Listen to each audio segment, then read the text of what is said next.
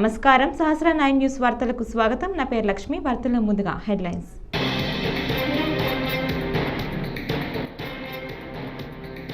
పైపులు వేశారు, నీటిని మరిచారు. వైసీపీపై పవన్ ఫైర్.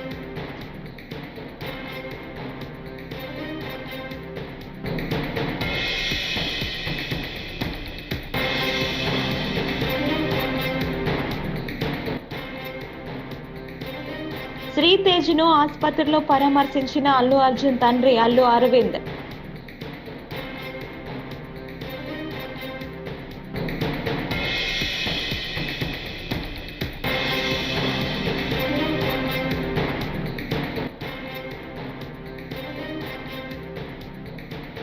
సీఎం రేవంత్ రెడ్డిని చూస్తే ఊసరవెల్లి కూడా సిగ్గుపడుతోంది. హరీష్ రావు.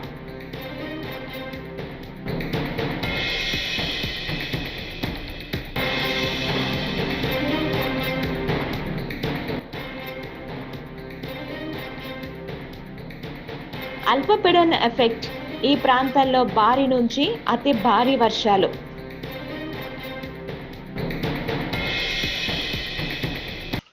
జల్ జీవన్ మిషన్ అమలుపై రాష్ట్ర స్థాయి వర్క్షాప్ను ఉప ముఖ్యమంత్రి పవన్ కళ్యాణ్ బుధవారం ఉదయం ప్రారంభించారు. ఈ సందర్భంగా పవన్ మాట్లాడుతూ, జల జీవన్ మిషన్ ద్వారా ప్రతి ఇంటికి పంపు, వాటి ద్వారా నాణ్యమైన మంచినీరు అందించాలనేది లక్ష్యమన్నారు. 2019 ఆగస్టులో ప్రారంభమైనప్పటికీ నీటిని అందించడానికే పరిమితం అయిందని, 2024 నాటికి మరింత బలోపేతం చేసి రోజు నీటి సరఫరా చేయాలన్నారు. 55 లీటర్ల ఒక మనిషికి ఇచ్చేలా కార్యాచరణ రూపొందించామని తెలిపారు. కూటమి ప్రభుత్వం వచ్చిన తరువాత మోదీ కలలను మరింత సహకారం చేసేలా అడుగులు వేస్తున్నామన్నారు. మీరు పైప్ లైన్కి మేము ఇవ్వం, మీరు రిజర్వాయర్ నుంచి తీసుకొని మీరు అది ప్రజలకు ఇవ్వాలి, అంతేగాని గ్రౌండ్ వాటర్ నుంచి కాదు ఇదని చెప్తే. కానీ గత ప్రభుత్వం చేసిందంతా ఏంటంటే, మన అడిగిన పర్పస్ ఏంటంటే, కేంద్ర ప్రభుత్వం ప్రాజెక్ట్ ఇది రిజర్వాయర్ నుంచే తీసుకోమని చెప్పింది. కానీ గత ప్రభుత్వం ఈ 4,000 కోట్లకు కూడా, ఎందుకంటే మనం కొత్త ప్రభుత్వం వచ్చాక దాదాపు 700 కోట్లు మనం తీసుకున్నాం, మనం చేసిన మనం తీసుకున్నది. ఇప్పుడు జల్ జీవన్ మిషన్ కింద వాళ్ళు అడిగింది ఏంటంటే, మనకున్న దాదాపు 38 మేజర్ సస్టైనబుల్ సోర్స్ రిజర్వాయర్స్ ఉన్నాయి మనకి. వాటికి సంబంధించి 95.44 ట్యాప్ కనెక్షన్స్కి 38 ఈ వాటర్ రిసోర్సెస్ నుంచి సస్టైనబుల్ వాటర్ రిసోర్స్ని తీసుకోమని ప్రతిపాదన ఉంది.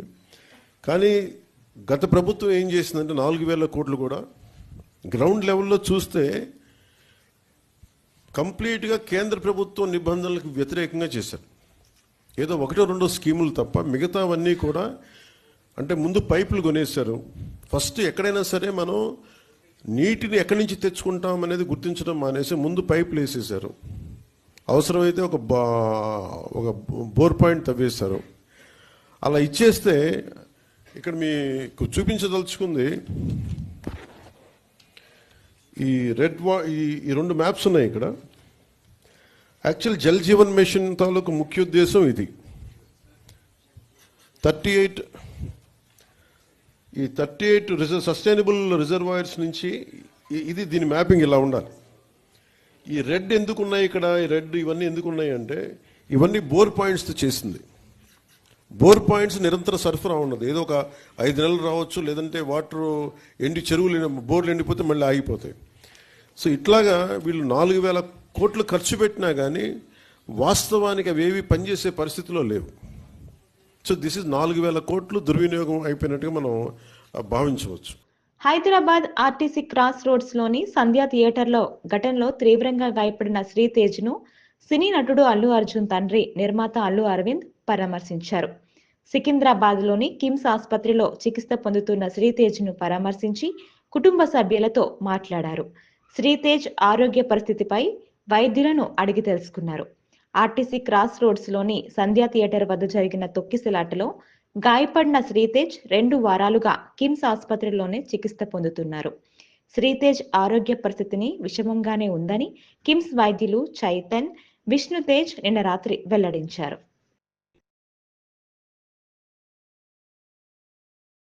అందరికీ నమస్కారం. ఇప్పుడే హాస్పిటల్ ఐసీయూలో ఉన్న శ్రీతేజ్ ఐసీయూలో చూసి బయటికి వస్తున్నాను. డాక్టర్స్ అందరితోటి నేను మాట్లాడాను. అబ్బాయి రోజు రోజుకి రికవర్ అవుతున్నారు. లాస్ట్ 14 డేస్లోనూ, పర్టికులర్ లాస్ట్ 10 డేస్లో రికవరీ కనపడుతుంది. బట్ చాలా టైం పట్టొచ్చు అని కూడా చెప్పారు. ఇలాగా ఆ అబ్బాయి కోలుకోవడానికి ఏమైనా చేయడానికి మేము సిద్ధంగా ఉన్నాము. అది కాకుండా ప్రభుత్వం కూడా వచ్చి మేము దీన్ని తీసుకుంటాము, ఈ అబ్బాయిని సంపూర్ణ ఆరోగ్యంతో చూడడానికి ప్రభుత్వం కూడా ముందు రావడం చాలా అభినందనీయం. చాలామంది అభిమానులు కానీ, బంధువులు కానీ, మిత్రులు కానీ అల్లు అర్జున్ ఎందుకు హాస్పిటల్కి వెళ్ళలేదు అని అడుగుతున్నారు. దానికి కారణం చెప్తాను.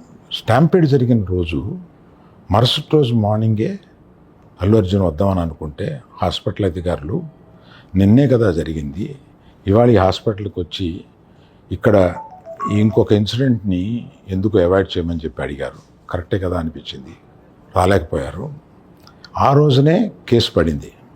ఆ కేసులో పడిన తర్వాత మన legal team headed by Niranjan garu strongly advised Bunny should not go to the hospital at all or meet the parents, ఇట్లా అని చెప్పి గట్టిగా చెప్పారు. ఆ తర్వాత మేము రావడానికి సీఎం రేవంత్ రెడ్డి రోడ్ల మీద చేస్తున్న సర్కస్ ఫీట్లు చూస్తే ఊసరవెల్లి కూడా సిగ్గుపడుతోందని మాజీ మంత్రి BRS MLA Harish Rao వ్యంగ్యాస్త్రాలు సంధించారు. Assembly media point వద్ద మాజీ మంత్రి హరీష్ రావు మాట్లాడారు. అదానీతో కుస్తీ పడుతున్నది. కాంగ్రెస్ పార్టీ ఢిల్లీలో అదానీతో వైరం చేస్తూ రేవంత్ రెడ్డి ఏమో గల్లీలో దోస్తానా చేస్తా ఉన్నాడు. ఇవాళ నేను అడుగుతా ఉన్న రేవంత్ రెడ్డి గారిని, మొదటి రోజు శాసనసభకు రేవంత్ రెడ్డి అదానీల అక్రమ సంబంధం మీద ఈ శాసనసభలో చర్చ జరగాలని, ప్రజలకు నిజాలు తెలవాలని, అదానీ రేవంత్ రెడ్డి అక్రమ సంబంధాల మీద టీషర్ట్లు వేసుకొని మేము అసెంబ్లీకి వచ్చాం. దానికి భయపడిపోయిన రేవంత్ రెడ్డి గారు మమ్మల్ని శాసనసభలోకే రానియకుండా అడ్డుకున్నాడు. ఇవాళ రాజ్భవన్కు ఏం మాట్లాడుతున్నాడు? మీ రాహుల్ గాంధీ, మీ ఏఐసిసి అదానీని తిట్టండి, అదానీని ప్రశ్నించండి, అదానీ అవినీతి గురించి మాట్లాడమంటే పాపం అదానీ మీద మాట్లాడాలంటే రేవంత్ రెడ్డికి భయం అవుతా ఉన్నది. అదానీ మీద ధైర్యం జాల్తలేదు మాట్లాడడానికి.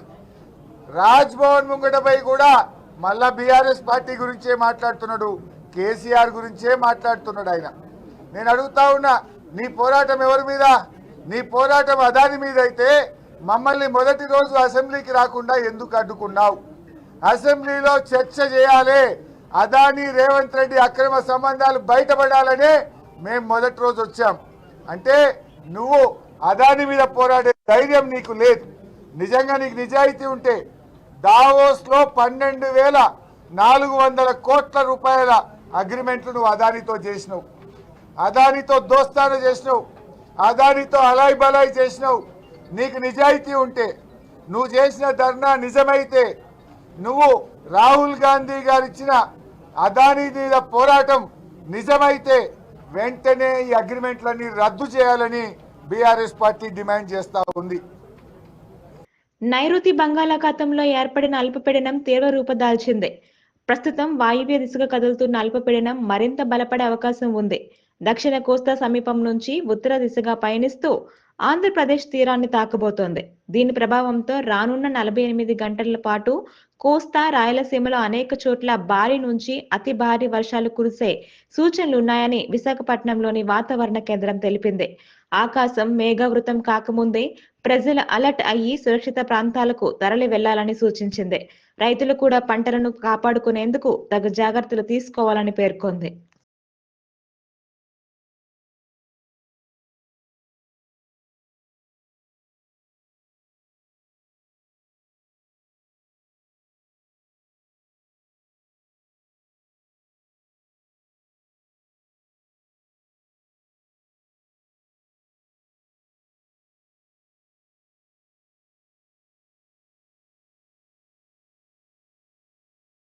వైసీపీ నేతలను టీడీపీలో చేర్చుకుంటున్న చంద్రబాబుకు వాలంటీర్లు కనిపించడం లేదా అని సిపిఐ రామకృష్ణ ప్రశ్నించారు. వాలంటీర్లపై అంత పగ ఎందుకని ఆయన నిలదీశారు. ఎన్నికల్లో ఇచ్చిన హామీని చంద్రబాబు నిలబెట్టుకోవాలి. వాలంటీర్లను తిరిగి విధుల్లోకి తీసుకోవాలి. వారికి మీరేం అదనపు ప్రయోజనాలు కల్పించాల్సిన అవసరం లేదు. విధుల్లోకి తీసుకొని 5,000 రూపాయల జీతం ఇస్తే చాలు అని ఆయన వ్యాఖ్యానించారు. కార్పొరేటర్గా చేస్తున్నాం కాబట్టి ఈ యొక్క జీవోని రాటిఫికేషన్ పెడతాం. ముఖ్యమంత్రి చంద్రబాబు నాయుడు గారిని మేము ఒకే ఒక విషయాన్ని కోరుతా ఉన్నా, నేను ఎన్నికలకు ముందు ఏదైతే చెప్పాడో చెప్పిన దాన్ని అమలు చేయమని మాత్రమే కోరుతా ఉన్నా. ఆ రకంగా కాకుండా వాళ్ళకి ఫైల్స్ లేవు, వాళ్ళ రికార్డు లేదు, వాళ్ళని ఎప్పుడో తొలగించారు అనే పేరుతో మీరు ఈ రకంగా వారికి అన్యాయం చేయడం మాత్రం సరైనది కాదు. పిచ్చొకపోయిన బ్రహ్మాస్త్రం అంటారే అదే ఇది. వాళ్ళ పాపం నెలకు 5,000 రూపాయలతో పనిచేసేవాళ్ళు, అది పెద్ద ఉద్యోగము కాదు.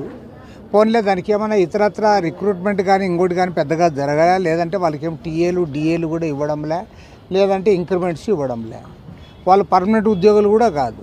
వాళ్ళు ఏదో కింది స్థాయిలో పని చేసుకున్న వాళ్ళపైన మీరు కక్ష సాధింపు ధోరణితో ఈ రకంగా చేయడాన్ని మాత్రం తీవ్రంగా తప్పుపడతా ఉన్నాం. కాబట్టి నేను ఇవాళ మంత్రులు కానీ ఇతరులు కానీ కోరడం లేదు. సాక్షాత్తు ముఖ్యమంత్రి చంద్రబాబు నాయుడు గారు ఎన్నికల్లో చాలా స్పష్టంగా చెప్పారు. ఎన్నికల ముందు ఆయన ఇచ్చిన వాగ్దానాల్లో 5,000 రూపాయలతో పని చేయలేరు, కనీసం 10,000 రూపాయలు ఇవ్వాలని చెప్పి కోరాడు. మేము ఇస్తామని కూడా చెప్పారు. ఇవాళ మీరు అధికారానికి వచ్చిన తర్వాత మంత్రివర్గ సమావేశాన్ని కూడా చర్చించి వారి గురించి మీరు అది ఒక నిర్ణయం తీసుకోకుండా ఉండడం మాత్రం సరైనది కాదు. గతంలో వైఎస్ఆర్ కాంగ్రెస్ పార్టీలో ఎమ్మెల్యేలుగా, మంత్రులుగా, ఎంపీలుగా పనిచేసిన వాళ్ళు మీకు పనికొస్తారు. అదే కింది స్థాయిలో ఏదో చిన్న జాబ్ చేసే వాళ్ళకి మాత్రం వాళ్ళలో మీకు జగన్మోహన్ రెడ్డి కనపడతాడంటే అది ఏ రకంగా కూడా సమంజసం కాదు.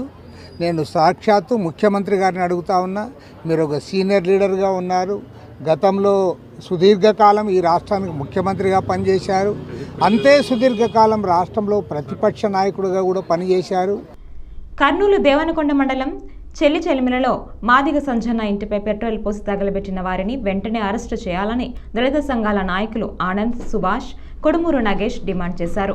బుధవారం కర్నూలు జిల్లా కలెక్టరేట్ వద్ద దళిత సంఘాల ఆధ్వర్యంలో ధర్నా నిర్వహించి మాట్లాడారు. పత్తికొండ డీఎస్పీ వెంకటరామయ్య దేవనకొండ సీఐ విచారణ చేయకుండానే బలవంతంగా కేసులో ఇరికించారని, వారిపై చర్యలు తీసుకోవాలని కోరారు. సిబిఐతో వెంటనే విచారణ జరిపించాలి. సిబిఐతో వెంటనే జరిపించాలి. సిబిఐతో విచారణ వెంటనే జరిపించాలి. సిబిఐతో విచారణ వెంటనే జరిపించాలి. సిబిఐ విచారణ వెంటనే దాడికి నిరసనగా పోరాడదాం. దాడికి నిరసనగా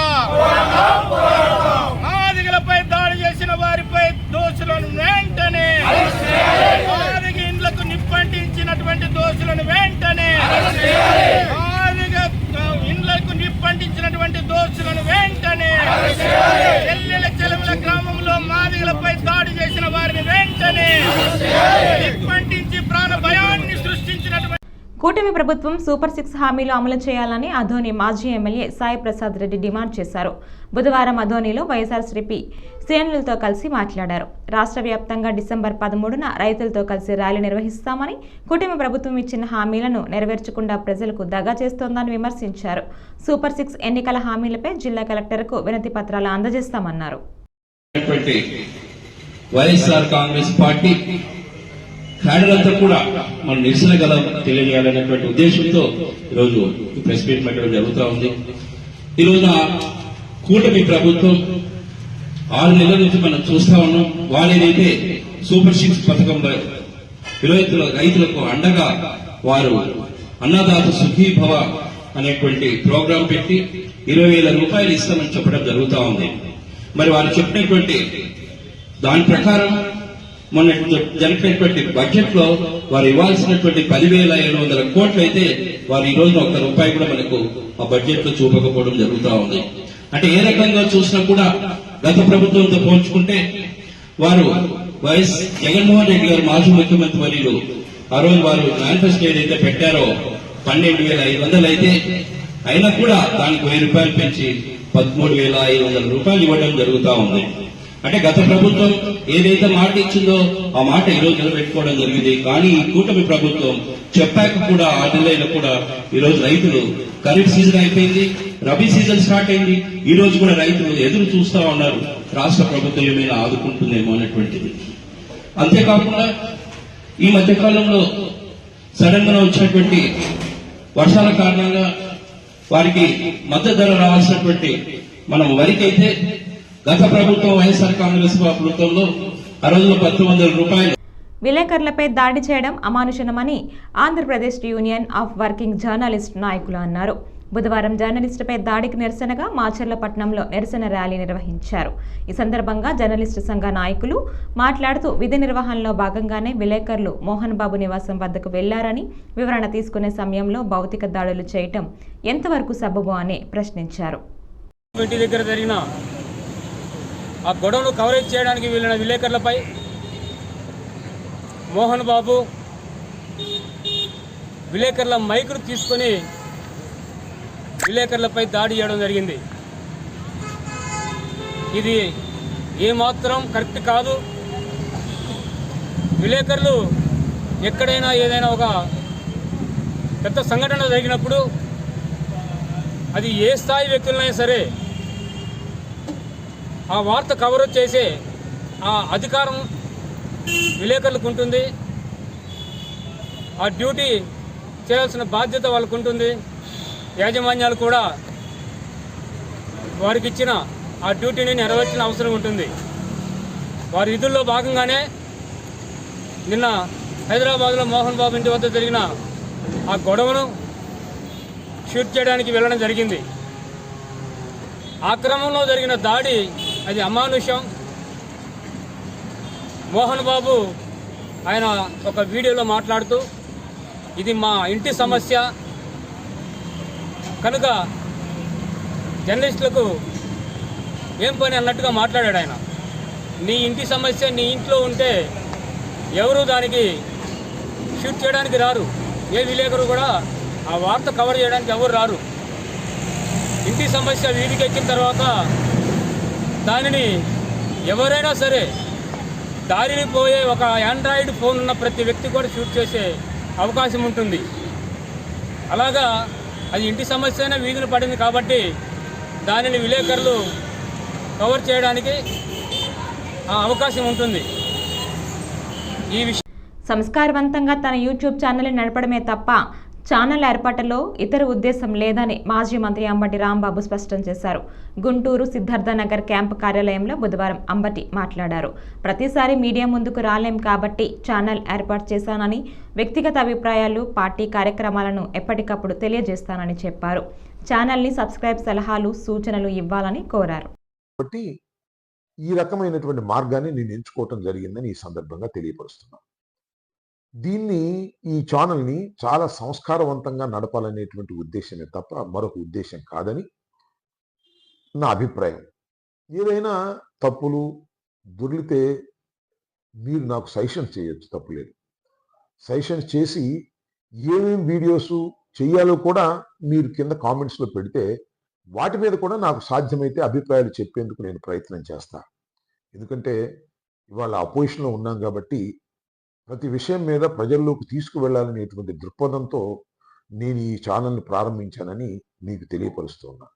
కాబట్టి వైఎస్ఆర్ కాంగ్రెస్ పార్టీ అభిమానులు, వైఎస్ఆర్ కాంగ్రెస్ పార్టీ కార్యకర్తలు, నాయకులు అందరూ దీన్ని బెల్ ఐకాన్ నొక్కి సబ్స్క్రైబ్ చేసుకోవాల్సిందిగా నేను కోరుతున్నాను. దానితో పాటుగా నా రాజకీయ ప్రత్యర్థులు కూడా మీరు కూడా వీలైతే సబ్స్క్రైబ్ చేసుకోండి. ఎందుకంటే నా వీడియోలు మీరు చూసి మీరు క్రిటిసైజ్ చేయదలుచుకున్నప్పుడు క్రిటిసైజ్ చేయొచ్చు. బాగుంటే బాగుందని చెప్పొచ్చు. బాగుందని చెప్పడం ఎందుకు లేమని అనుకుంటే కాముగా ఊరుకోవచ్చు. మా అభిప్రాయాన్ని కూడా మీరు తెలుసుకోవడానికి ఇది ఒక మార్గమని మా ప్రత్యర్థ రాజకీయ పక్షానికి చెందినటువంటి కార్యకర్తల్ని, సోషల్ మీడియాలో యాక్టివ్గా ఉండే కార్యకర్తలను కూడా నేను కోరుకునేది బెల్ ఐకాన్ నొక్కి నా ఈ వీడియో ఛానల్ని సబ్స్క్రైబ్ చేసుకోవాల్సిందిగా కోరుతున్నాను. Thank you. ఏఎస్ఎఫ్ ఆధ్వర్యంలో మంగళవారం మోహన్ బాబు విద్యా సంస్థలలో జరగనున్న అక్రమాలపై తిరుపతిలో మీడియా సమావేశం నిర్వహించారు. ఈ సందర్భంగా ఏఎస్ఎఫ్ జాతీయ కార్యదర్శి కె శివారెడ్డి మాట్లాడుతూ చంద్రగిరి మండలం రంగపేటలో ఉన్న మోహన్ బాబు యూనివర్సిటీలో ఇంజనీరింగ్ కోర్సులకు సీట్లు పొందిన ప్రతి విద్యార్థి దగ్గర ప్రతి ఏటా 20,000 రూపాయలు ఫీజును అధికంగా వసూలు చేస్తున్నారని తెలిపారు. ఫీజుల దోపిడీ అరికట్టాలని డిమాండ్ చేశారు. ప్రతి డే స్కాలర్ విద్యార్థి కూడా మెస్ బిల్లు కింద ప్రతి సంవత్సరం 20,000 రూపాయలు కట్టాలని చెప్పేసి కూడా ఈరోజు మేనేజ్మెంట్ జీవోలు జారీ చేస్తా ఉండాలి. అంటే ఈరోజు మోహన్ బాబు గారిని అడుగుతా ఉన్నాం, ఈరోజు పేద విద్యార్థులకి అందరికీ మంచి విద్యను అందిస్తానన్నావు, అందరికీ ఉన్నత విద్యావంతులుగా తీర్చిదిద్దా అన్నావు. కానీ ఈ రోజు మీకు యూనివర్సిటీలో జరుగుతున్నటువంటి వాస్తవ విషయాల్ని ఎందుకు నువ్వు గ్రహించలేకపోతున్నావు అని చెప్పేసి ఈరోజు మోహన్ బాబు గారిని సూటిగా అడుగుతున్నాం. సినిమాల్లో అందరూ కూడా కలెక్షన్ కింగ్ గా అంటారు, అంటే మోహన్ బాబు సినిమా దగ్గర కలెక్షన్ కింగ్ బాక్స్ ఆఫీసుల దగ్గర అని. కానీ ఈ రోజు నిజంగా ఆయన బాక్స్ ఆఫీసుల దగ్గర కలెక్షన్ కింగ్ కాదు, విద్యార్థుల ఫీజులు వసూలు చేయడంలో కలెక్షన్ కింగ్ గా మోహన్ బాబు గారు ఈరోజు మారిపోయారని చెప్పేసి కూడా ఈ సందర్భంగా తెలియజేస్తా ఉన్నాం. అదే కాకుండా ఈరోజు అక్కడ ఉన్నటువంటి ఫీజులు ఉన్నటువంటి రిసిప్ట్లు ఎక్కడా కూడా ఇవ్వరు. వాల్మార్ ప్రాజెక్ట్ ఎల్ఎల్పి అని చెప్పేసి ఒకటి ప్రత్యేకంగా అసలు ఈ మోహన్ బాబు యూనివర్సిటీ అనేది విద్యానికేతన్ ఎడ్యుకేషన్ ట్రస్ట్ పేరుతో నడుస్తున్నటువంటి సంస్థ. కానీ అటువంటి సంస్థ పేరుతో ఈరోజు ఫీజులు వసూలు చేయకుండా వాల్మార్ ప్రాజెక్ట్స్ ఎల్ఎల్పి పేరుతో ఈరోజు అక్కడ ఫీజులు కూడా వసూలు చేస్తా ఉన్నారు. దీనికి ముఖ్యంగా గతంలో వైస్ ఛాన్సలర్లుగా ఉన్నా కూడా లేకపోతే డైరెక్టర్స్ గా ఉన్న వాళ్ళు ఏదో మనం మిగతా యూనివర్సిటీలో కూడా చూసాం, ప్రభుత్వం నియమించేటువంటి కానీ వాళ్ళు ఉన్నత విద్యారంగంలో నిపుణులుగా ఉన్న వాళ్ళు, తర్వాత అన్నింటిలో డెవలప్మెంట్ గా ఉన్నటువంటి దాంట్లో ఎడ్యుకేషనిస్ట్ గా ఉండే వాళ్ళు నియమిస్తారు. కానీ ఎటువంటి అనుభవం లేనటువంటి వారిని, ఎటువంటి విద్యారంగంలో ఎటువంటి అనుభవం లేని వ్యక్తి వినయ్ మహేశ్వరి అని చెప్పేసి గతంలో జగతి పబ్లికేషన్స్ సాక్షి పేపర్ లో 1 ఆఫ్ ది డైరెక్టర్ గా ఉన్నటువంటి వినయ్ మహేశ్వరిని ఈ రోజు మోహన్ బాబు యూనివర్సిటీకి ఎగ్జిక్యూటివ్ డైరెక్టర్ గా ఏ పద్ధతిలో నియమించారో కూడా అర్థం కాలేదు. అంటే ఇక్కడ పూర్తిగా వినయ్ మహేశ్వరి ఫీజుల్ని కార్పొరేట్ స్థాయిలో వసూలు చేయడానికి తప్ప ఆ యూనివర్సిటీ అభివృద్ధి కోసం కానీ విద్యార్థుల పక్షాన నిలబడడం కానీ ఏ మాత్రం కూడా ప్రయత్నం చేయడం లేదు. ఇవే కాకుండా ముఖ్యంగా యూనిఫామ్లు, గతంలో మనం ఉన్నటువంటి ఏదో టీ షర్ట్స్ కొన్నా కూడా 200, 300, 500 రూపాయల టీ షర్ట్లు వస్తా ఉన్నాయి. కానీ ఈరోజు మోహన్ బాబు యూనివర్సిటీలో యూనిఫాముల పేరుతో కూడా 10,000 రూపాయలు సంవత్సరానికి వసూలు చేస్తున్నారు. 3 టీ షర్ట్లు 3 ప్యాంట్లు ఇస్తున్నారు. 3 టీ షర్ట్లు 3 ప్యాంట్ల విలువ 10,000 రూపాయలకి ఈరోజు విద్యార్థుల దగ్గర ఖచ్చితంగా మ్యాండేటరీగా అదే కాలేజీలోనే అదే యూనివర్సిటీలోనే కొనాలని చెప్పేసి కూడా విద్యార్థులకు కూడా ఇవ్వడం అనేది పూర్తిగా కూడా అక్కడ విద్యా దోపిడీ జరుగుతుంది. కానీ ఎక్కడా కూడా అక్కడ ఉన్నటువంటి విద్యార్థులకి విద్యను అందించడానికి సర్వీస్ మోటివ్తో ఎక్కడ కూడా కనపడడానికి కూడా మనకు తెలుస్తా ఉంది. ఇదే కాకుండా గతంలో మేమంతా కూడా ఈ నెల 13వ తేదీన నూజివీడు పట్టణంలో మాదిగల ఆత్మీయ సమావేశాన్ని నిర్వహిస్తున్నట్లు నూజివీడు నియోజకవర్గ ఎంఆర్పీఎస్ నాయకులు జమలయ్య అన్నారు. ఈ మేరకు బుధవారం ఆయన మీడియాకు ఒక వీడియోను రిలీజ్ చేశారు. నూజివీడు పట్టణంలో జరిగే ఈ సమావేశానికి ఎంఆర్పీఎస్ వ్యవస్థాపకులు మందకృష్ణ మాదిగ విచ్చేస్తున్నట్లు తెలిపారు. ఈ సమావేశానికి నియోజకవర్గంలోని మాదిగలందరూ తప్పనిసరిగా హాజరు కావాలని కోరారు. నియోజకవర్గ పెద్దలందరికీ, మీడియా మిత్రులకి, మాదిగ సోదరిమణులకి ఈ నెల 13వ తారీఖున జరగబోవు మాదిగల ఆత్మీయ కలెక్కు విచ్చేస్తున్న మాన్యశ్రీ మందకృష్ణ మాదిగ గారిని ఇచ్చేస్తున్నారు. కాబట్టి మీరు 4 మండలాల నుంచి ప్రతి పల్లెలో మన మాదిగ సోదరులందరూ మీ అందరూ ఈ మీటింగ్ని జయప్రదం చేయవలసిందిగా ప్రతి ఒక్కరిని పార్టీలకు అతీతంగా వచ్చి ఈ మీటింగ్ని మన మాదిగ జాతి నష్టపోతుంది, దాన్ని పురస్కరించుకొని మందకృష్ణ మాదిగ గారు వస్తున్నారు. కాబట్టి ఆయన ఇచ్చిన సందేశాన్ని మీరందరూ స్వీకరించి ఆయన చెప్పే మీటింగ్ని మీరందరూ విని తదుపరి మీటింగ్ అనంతరం విందు తయారు చేశారు మన కమిటీ పెద్దలు. ఆ విందుని మీరు స్వీకరించి ప్రతి ఒక్కరూ ఈ మీటింగ్ని జయప్రదం చేయవలసిందిగా ప్రతి ఒక్కరిని పేరున ప్రతి ఊళ్ళో పేరున పెద్దలందరికీ నమస్కరించి సెలవు తీసుకుంటాం. నా పేరు జమలయ్య, మొల్లంగి జమలయ్య, సుంకొల్లు, నూజివీడు మండలం. పార్వతీపురం నియోజకవర్గంలో కొత్తగా మంజూరైన బీటీ రోడ్ల నిర్మాణాలను రోడ్ల మరమ్మతులను డిసెంబర్ నెలాఖరులోగా పూర్తి చేస్తామని ఎమ్మెల్యే బోనెల విజయచంద్ర తెలిపారు. బుధవారం మండల కేంద్రంలోని సీతానగరం బజారులో రోడ్ల మరమ్మతుల కోసం ఎమ్మెల్యే కొబ్బరికాయ కొట్టి శంకుస్థాపన చేశారు. బీటీ రోడ్ల నిర్మాణంతో పాటు పెద్ద ఎత్తున రోడ్లు మరమ్మతులు గుంతలు కప్పటం జరుగుతుందన్నారు. నాబార్డులో మన రోడ్లు ఇంకా చాలా చిన్నగా ఉన్నాయి. ఇందులో మీరు నాకు సహకరించాల్సింది, మన గ్రామస్తులు ఏం చెప్పాల్సిందంటే ఇంకా ఇరుకు రోడ్లో మనం వెళ్ళాల్సిన లేదు. పరిస్థితి ఏంటంటే ఒక కారు వెళ్తే ఇంకో కారు వెనక్కి తిరగడానికి అవ్వదు. మనం కూడా విశాలమైన రోడ్లు చేద్దాం, మనం కూడా విశాలంగా అభివృద్ధి చెందాం. ఏ ఊరికైతే ఏ దేశానికైతే రోడ్లు రైళ్లు కనెక్టింగ్ ఉంటుందో అది ఆటోమేటిక్గా డెవలప్ అవుతాయి. జనాలు రాకపోకలు వస్తారు, కొత్త వాళ్ళు రావడం జరుగుతుంది, కొత్త వాళ్ళు పోవడం జరుగుతుంది. అందుకనే రోడ్ల పైన ప్రత్యేకంగా రాష్ట్రం ఒక శ్రద్ధ పెట్టింది. ఓన్లీ రిపేర్లకే దాదాపుగా 856 కోట్లు ఇవ్వడం జరిగింది. గత 5 సంవత్సరాల్లో ఒక రోడ్డు చిన్న రిపేర్ కూడా చేయలేదు. 5 సంవత్సరాలు రోడ్లు వదిలేస్తే ఏమైతే అనేది, రోడ్డు అనేది ఏంటంటే ప్రతి సంవత్సరం దాన్ని రిపేర్ చేయాల్సిన అవసరం ఉంటుంది. ప్రతి సంవత్సరం ప్రతి 6 నెలలకి రోడ్డును ఒక ప్రత్యేక దృష్టిలో పెట్టుకొని చేయాల్సి వస్తుంది.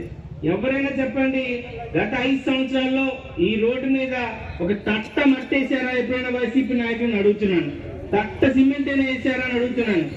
ఏమి వేయకుండా మీ ఇష్టం మీరు పడితే పడండి, చేపలు పట్టుకుంటే పట్టుకోండి, ఆ గుమ్ముల్లో పడితే మాకేమన్నట్టు మొత్తానికి ప్రజలందరూ వదిలేశాడు.